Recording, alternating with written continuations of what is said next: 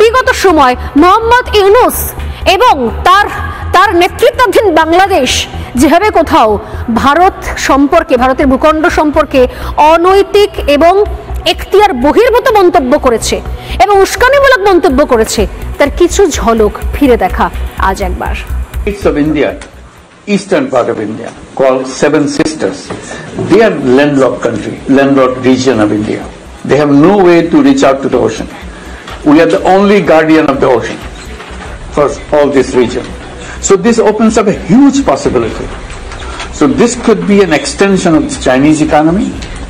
Build things, produce things, market things, bring things to China, bring it out to the whole rest of the world. আমাদের পেছনে যেতে হবে এবং তার সঙ্গে আবার যোগ করলাম এটা শুধু হৃৎপিণ্ড বাংলাদেশের জন্য না,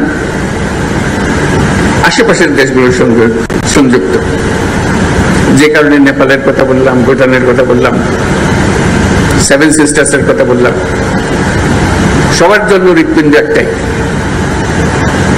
নেপালের জন্য হৃৎপিণ্ডই নেই, কাজে আমাদের হৃৎপিণ্ড দিয়ে তাকে চালতে হবে।